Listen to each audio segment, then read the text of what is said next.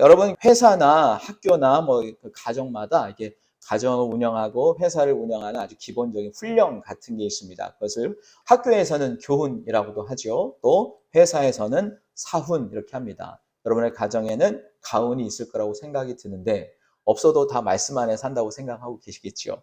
교회는 어떤 걸 교회의 훈이라고 해야 할까요? 그래서 제가 회훈이라고 해야 되나? 교회니까 학교 교훈인데 우리는 하나님의 말씀이 기준이 되어서 살아가게 하는 줄 믿습니다.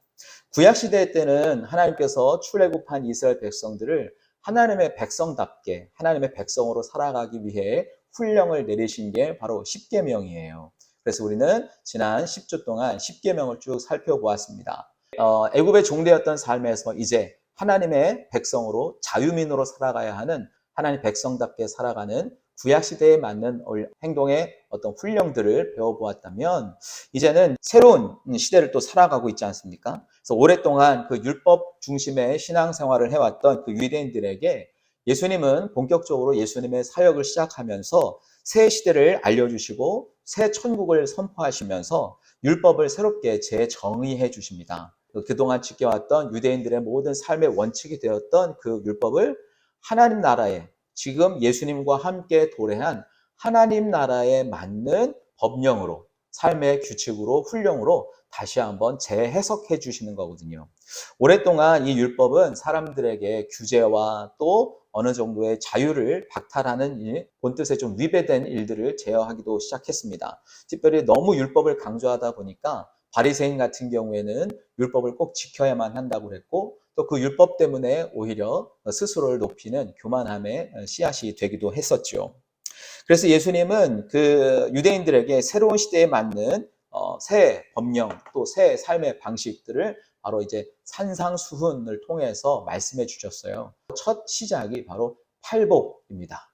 이 8가지 복 있는 삶 이것을 우리에게 말씀해 주시면서 이제 새로운 시대를 살아가는 사람은 어떻게 해야 복 있는 삶이 되는가? 어떠한 삶을 살아야 복 있는 인생으로 하나님 백성답게 살아가는가 하는 것을 알려주신 것입니다. 여러분 시편 1편을 기억하시나요? 네, 시편 1편이 바로 복 있는 사람에 대한 이야기이죠. 이 복 있는 것은 하나님을 경외하고 하나님 말씀 안에 사는 삶을 복 있는 사람이다 이야기합니다. 그래서 예수님께서도요 하나님의 나라 백성이 되면 복 있는 인생이 되어야 하는데 그 복은 어떤 것이 복이 있는가? 그 새로운 삶의 방식에 대해서 산상수훈에 다른 여러 가지 삶의 양식이 있지만 무엇보다도 복 있는 삶, 무엇이 복인지를 다시 재정의해 줌으로써 복 있는 삶이 되기를 축복하신 내용이 오늘의 말씀의 첫 시작인 거죠. 그래서 산상수훈은 새로운 시대를 살아가는 사람들, 뉴 제너레이션으로서 어떻게 살아가야 하는지에 대해 예수님께서 말씀해 주신 새로운 삶의 지침입니다. 여러분, 그리스도 안에서 우리는 날마다 새로운 사람으로 변화돼야 합니다. 그렇죠? 어제와 다른 오늘을 살고 오늘보다 발전하고 성숙한 내일을 살아가야 하지 않겠습니까? 나이가 적든 나이가 많든 또 직분이 있든 직분이 없든 우리는 날마다 새로운 삶으로 시작해야 한다면 그런 삶의 필요를 느끼고 있다면 무엇보다도 그동안에 잊고 있었던 하나님의 새로운 훈령, 예수님에게로부터 시작된 새로운 삶의 방식을 다시 한번 재확인, 리뉴, 또 리뷰해 봄으로써 어떻게 우리가 신앙생활을 잘 해갈 것인가를 고민해보고 또 다시 되돌아봐야 할 필요가 있을 것입니다. 특별히 이제 50여 년 동안 지나왔던 저희 교회 같은 경우에는 그 역사나 어떤 전통 안에 있었던 것들이 우리 안에 습관으로 자리 잡거나 변화하기 싫어하는 고착된 신앙 형태를 유지할 수도 있을 거라 예상이 됩니다. 마치 우리도 모르게 바리새인처럼 누군가에게 새로운 사람들에게 내 스스로에게 삶을 규제하고 또 본질을 잃어버린 껍데기만 남아있는 형식만 남아있는 요식행위로서의 종교행위를 하고 있지는 않을까 이런 두려움에 우리의 모습을 함께 돌아보는 그런 시간이 되었으면 좋겠습니다.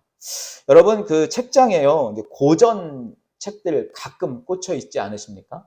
뭐 탈무드라든가 아니면 단테의 신곡 아니면 어렸을 때 읽었던 어린 왕자 이런 책들 같이 요즘에 한번 꺼내보면 그때에 느꼈던 그 감동과 지금에 느끼는 감동 그리고 생각이 많이 변화되어 있다는 것을 느낄 수 있을 거예요. 오늘 이 팔복에 대한 이야기는 그동안 너무 많은 목사님들이 설교를 해오셨고 또 설교도 많이 듣고 있습니다. 또 요즘처럼 그냥 손만 열면 핸드폰에서 얼마든지 다른 분의 설교도 많이 들을 수 있는 상황에서 팔복에 대한 설교, 뭐 오병이어에 대한 설교 이런 것들은 너무 많은 설교들이 있거든요. 하지만 그 안에서도 잊혀지지 않고 매우 중요하게 생각하는 중요 이슈들은 변하지 않는 것들이 좀 있습니다.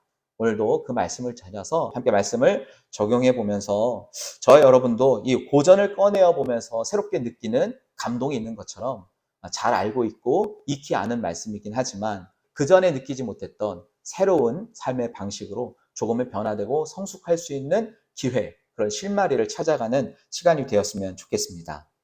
오늘 본문은 이렇게 말하고 있습니다. 심령이 가난한 자는 복이 있나니. 그랬어요. 어쨌든 복은 있다는 거죠. 복은 존재한다는 거예요. 이 복을 얻는 사람은 어떤 사람인가? 심령이 가난해야 한다는 거예요. 그럼 심령은 무엇인가? 이제 언어를 보니까 푸뉴마라고 하는 용어를 쓰고 있는데 그것은 루아흐라고 하는 히브리어를 번역하는 거예요. 쉽게 우리가 알 수 있는 건 아니지만 생각해 본다면 이 심령이라고 할 때 이 푸뉴마라고 하는 것은 그 뜻은 뭐냐면 바람, 호흡, 생명, 영, 성령 이런 뜻을 이제 내포하고 있어요. 이 루아흐라고 하는 것은 이제 창세기 2장에 하나님께서 처음 사람을 만드시고 그 코에 무엇을 불어넣으셨다 그러셨죠? 생명의 기운, 생기, 호흡. 예, 이것이 바로 루아흐, 또 이것을 푸뉴마라고 이야기할 수 있어요. 그러니까 이 심령이라고 하는 것은 하나님의 성령, 하나님의 심령, 하나님의 호흡이 들어와서 하나님 닮은 하나님과 교제할 수 있는 생명으로서의 가치. 그래서 우리의 모든 인생 중에 나를 위해서 사는 것이 아니라 하나님과 상관 있는 삶, 동물적 생명을 유지하는 삶이 아니라 하나님과 교제하고 하나님과 함께 살아가는 그 삶, 그것이 바로 이 심령이라는 거예요. 우리가 짐승과 다른 것은 무엇입니까? 바로 영이 있기 때문에, 영적인 존재이기 때문에 하나님과 대화할 수 있고 하나님을 예배할 수 있는 것이 사람과 짐승의 다른 차이점이잖아요. 이 심령이라고 하는 것은 그런 하나님과 내가 교제하는 그 상관관계에 있는 내 실제, 내 실존, 이것이 바로 이 심령이라고 이야기하는 거예요.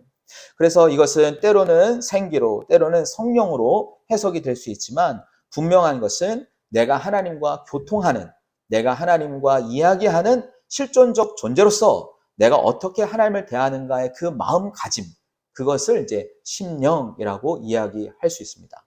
많은 설교가들은 이 심령에 대해서 여러 가지 해석을 하기도 해요.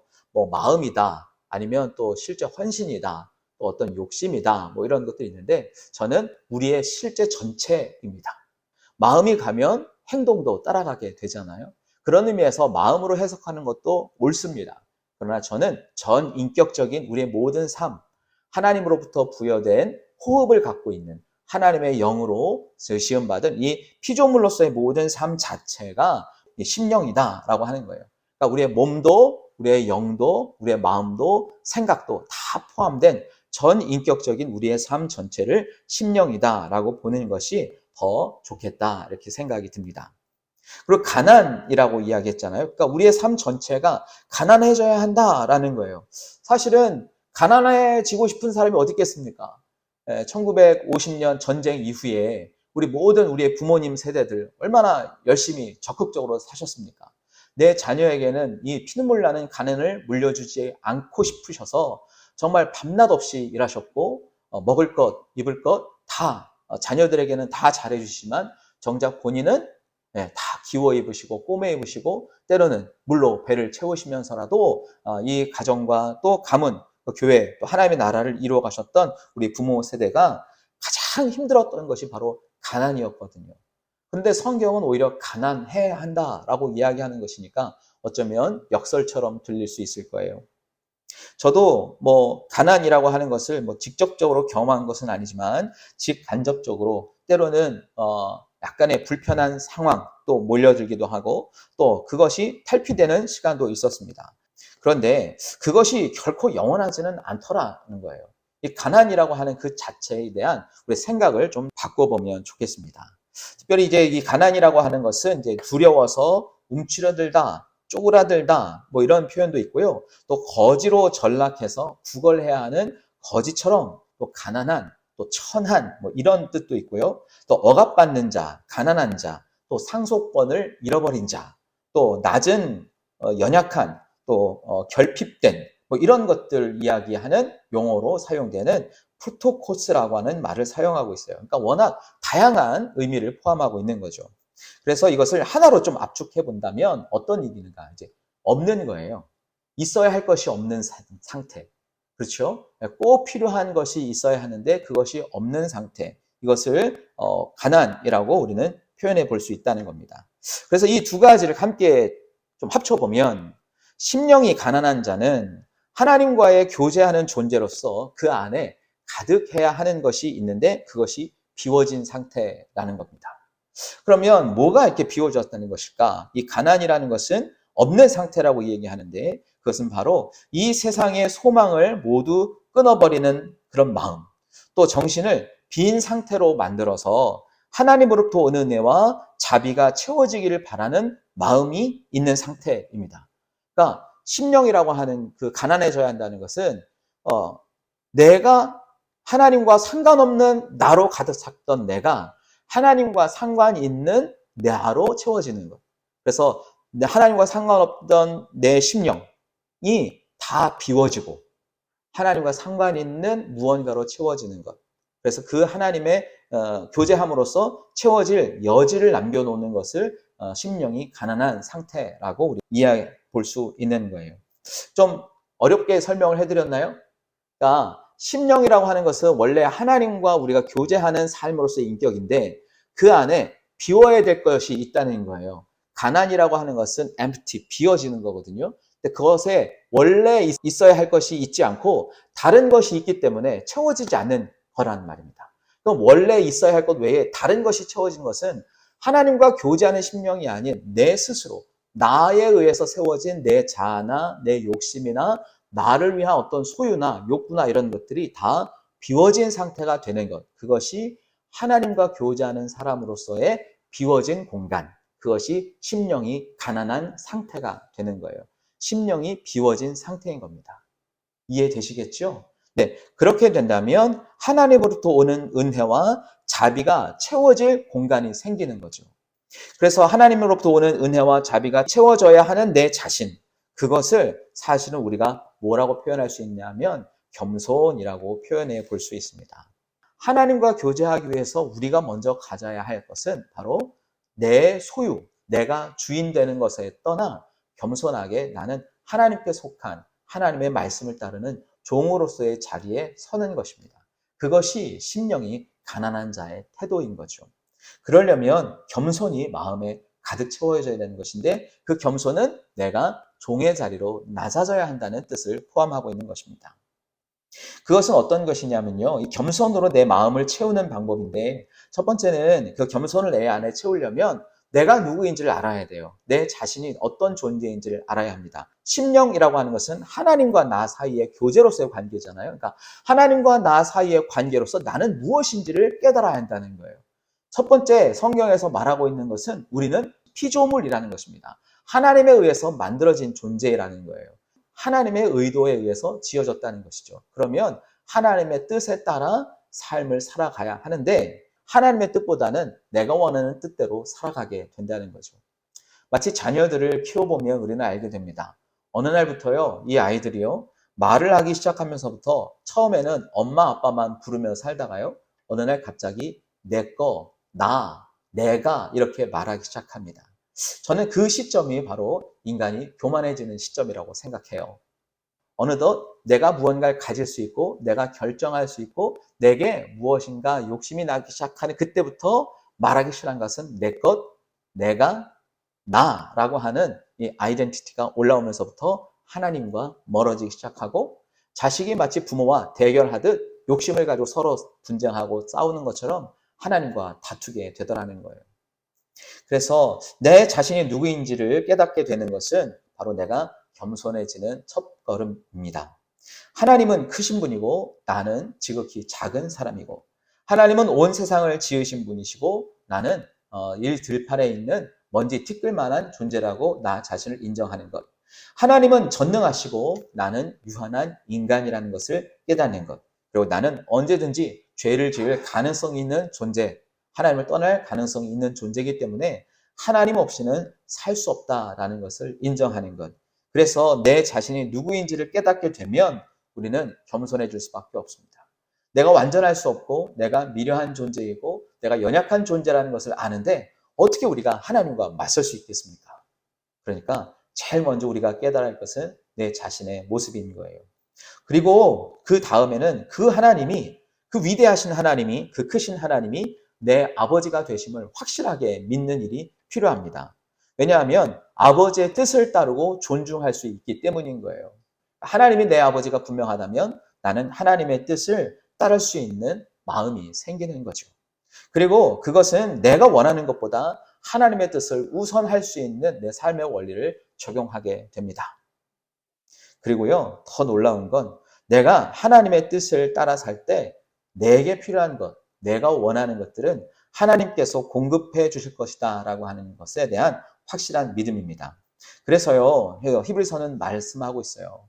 하나님께 나아가는 자는 반드시 그가 계신 것과 자기를 찾는 자들에게 무엇을 주시는 분? 상을 주시는 분. 그렇죠. 우리도 자녀들을 키워보거나 누군가에게 회사에서 일을 하거나 할 때 이 포상에 대한 문제가 주어지게 되면 사람들의 태도가 달라지죠. 물론 주지 않을 때도 있어요. 그것을 바라고 일하는 것도 물론 좋지는 않겠지만 그런 거와 상관없이 자식이 부모에게, 회사의 직원이 회사에게 충성하고 그 해야 할 일을 잘 마땅히 했을 때 반드시 하나님은 또 다른 것으로, 부모는 또 다른 것으로 상을 준비하고 있다는 사실, 그것을 믿으며 살아갈 수 있는 것, 그것이 바로 겸손의 태도입니다. 때로는 그 공로로 인해서 내가 상을 받으려고 하는 것이 아니라 내 공로가 아니라 아버지께서 주시는 상으로서 받게 될 때 우리는 더 감격스러워지게 되는 것이죠. 겸손한 사람은 내 시간표에 맞춰 사는 사람이 아니라 하나님의 시간표에 맞춰서 내 삶을 맞춰가는 삶입니다. 그리고 더 겸손한 사람은요, 자기의 유익을 위해서 살기보다는 덕을 세우면서 사는 삶을 살게 되더라고요. 겸손한 사람은 더 사랑합니다. 사랑받고자 하는 것이 아니라 남을 더 사랑하며 삽니다. 또 법제도 안에서 옳은 일들을 행하며 살아가게 됩니다. 그리고 다른 사람을 더 귀하게 여기는 삶을 살아가더라고요. 나와 다른 행동을 하는 이유가 있다는 것을 인정하게 되고, 그리고 내 기준으로 상대방을 판단하거나 제어하려고 하지 않는 덕을 행하는 사람이 되게 됩니다. 그게 겸손이에요. 다른 사람을 지배하려고 하지 않고 그 사람을 인정하고 내가 그 사람에게 맞추어 줄 줄도 아는 마음의 도량이 있는 것. 그것이 바로 덕을 세우는 사람인데, 겸손은 이런 삶을 사는 사람들에게 채워지더라고요.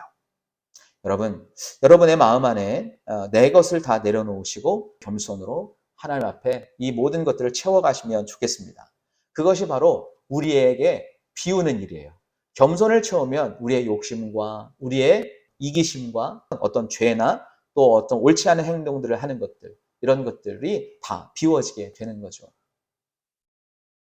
그렇게 될 때 하나님으로부터 온 것이 우리 안에 가득 채워지는 것입니다. 우리가 진짜 겸손할 수 있을까? 아니면 위선적 겸손을 할 수 있을까? 우리 모두가 죄성을 갖고 있기 때문에 겸손한 척 할 수도 있다는 거예요. 실제 겸손하지 않지만 내가 겸손한 척 하면서 살 수 있다는 거죠. 여러분, 우리는 그것을 다 느낍니다. 저 인간이 겸손한 척 하는지, 진짜 겸손한지. 겸손하지 않은데 겸손한 척 하는 것은 내가 겸손하지라고 보여주는 교만의 다른 모습이라는 거죠. 그래서요, 저도 여러분도 이 위험한 겸손에서 벗어나 진정한 겸손으로 우리의 심령을 채워가면 좋겠습니다. 또 성경에 보니까요, 이 가난하여졌을 때 행동해야 하는 여러 가지 행동 중에 하나, 아주 중요한 행동이 하나 있는데요. 그것은 바로 하나님께로 달려가는 행동입니다. 산상수훈을 듣고 있던 그 사람들의 입장에서 우리가 생각을 해봤으면 좋겠어요. 지금 이곳에 예수님께서 산상수훈을 말씀하시면서 처음 이야기하시는 게 심령이 가난한 사람에겐 복이 있다라고 이야기하는 거예요. 사람들은 다 복에 대해서 관심이 있죠. 그런데 심령이 가난해져야 한다는 거예요.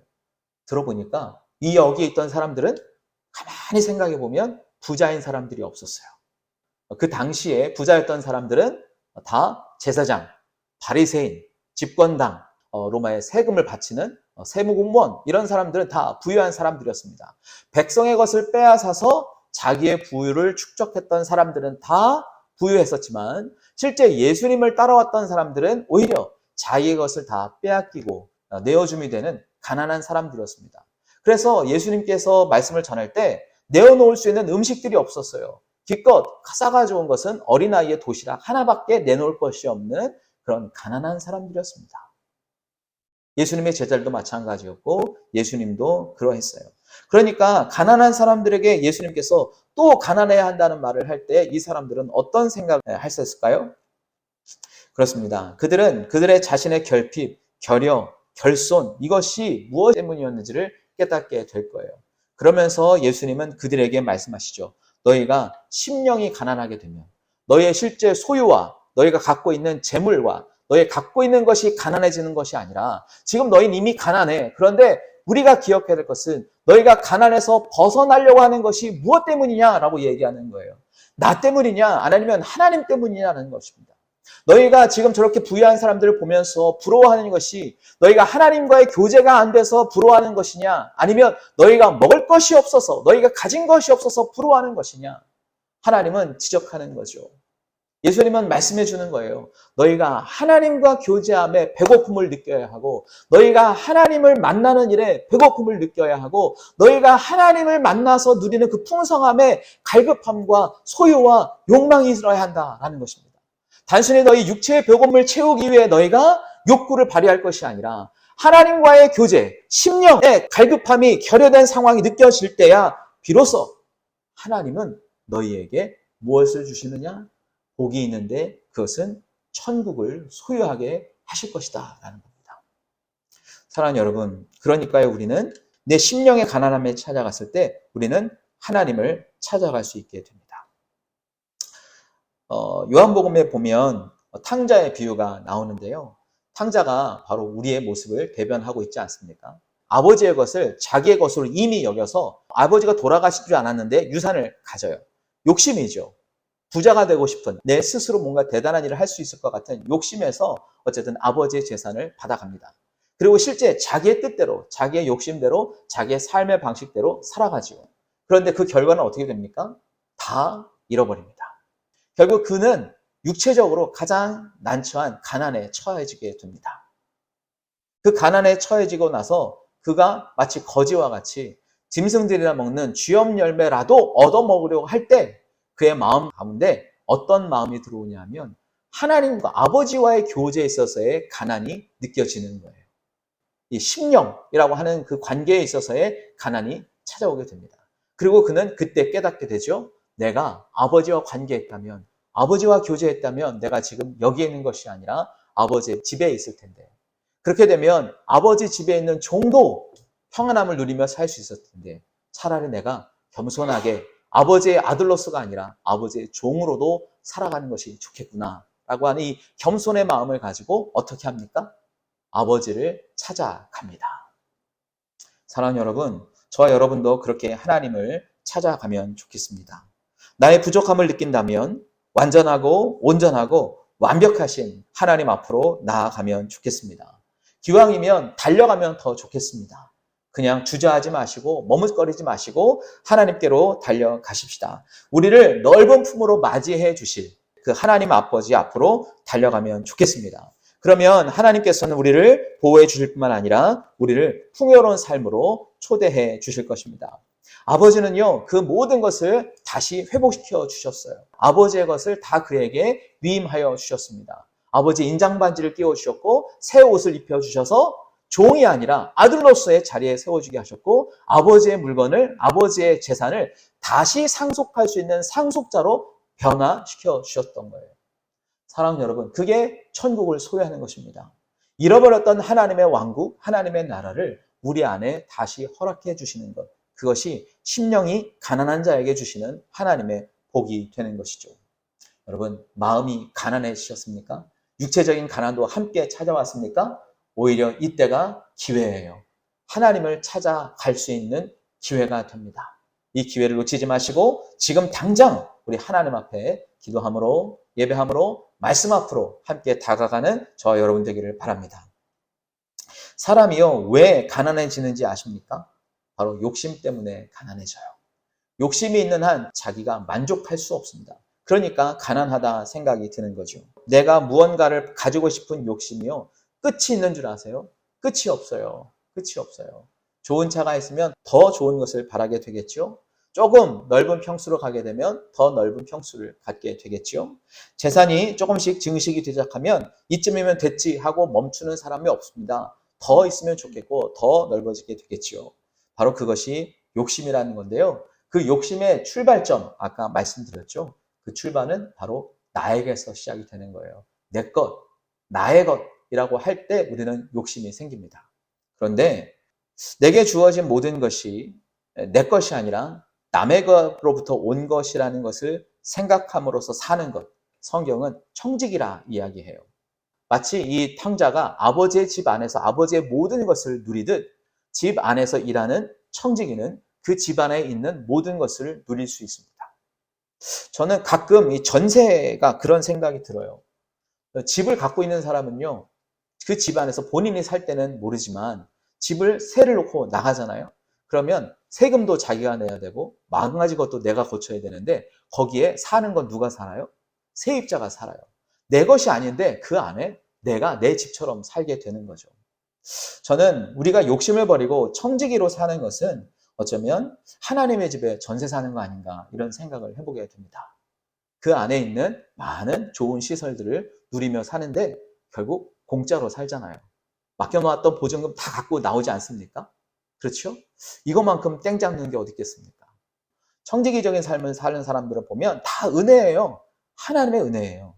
늘 부르면서 감동받는 찬양 있죠. 은혜.